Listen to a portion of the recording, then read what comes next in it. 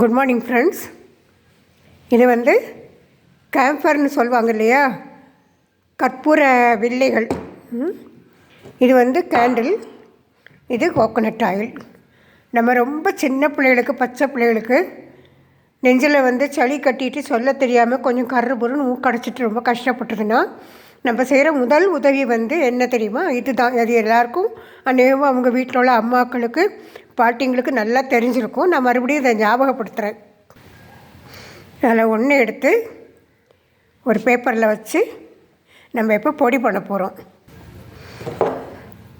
இந்த மாதிரி குட்டி சுத்தியலோ இல்லை வேறு ஏதாவது இருந்ததுன்னா அதை வச்சு பொடி பண்ணிக்கோங்க.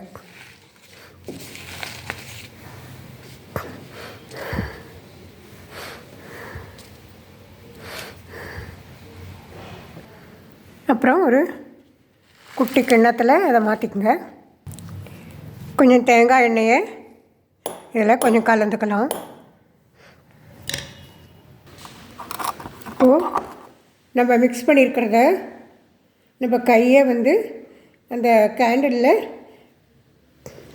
இல்லைன்னா வேறு அகல் விளக்கு வச்சுக்கோங்க. கேஸ் ஸ்டவ் வேண்டாம், மண்ணெண்ணெய் விளக்கும் வேண்டாம்.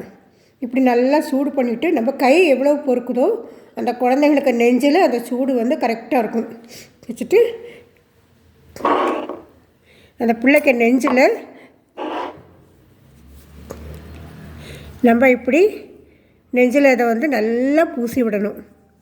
அதுக்கு இதமாக இருக்கும். அந்த சூட்டுக்கும் அந்த கற்பூரமும் தேங்காய் எண்ணெயும் சேர்ந்ததுக்கும் அது நல்ல இதமாக இருக்கும். கொஞ்சம் நேரத்தில் நல்லா சுவாசிக்கும். இதில் என்ன பியூட்டின்னா, நம்ம எல்லாருமே வந்து இதை வந்து ஃபாலோ பண்ணலாம். பெரியவங்களும் சரி, யாருனாலும் பண்ணலாம். ஆனால் முக்கியமாக குழந்தைங்களுக்கு சொல்ல தெரியாது இல்லையா, அதனால் அவங்களுக்கு நம்ம இதை பண்ணுறோம். அதனால் இது நம்ம பழைய பாட்டி காலத்துலேருந்தே, அதுக்கு முன்னாடி இருந்தே உள்ள ஒரு நல்ல பழக்கம். இதை நம்ம ஃபாலோ பண்ணுவோம். இது நல்ல டிப்ஸ் நினைக்கிறேன். பிடிச்சா வழக்கம் போல் லைக் பண்ணுங்கள், கமெண்ட் கொடுங்க, சப்ஸ்கிரைப் பண்ணுங்கள். Thank you friends.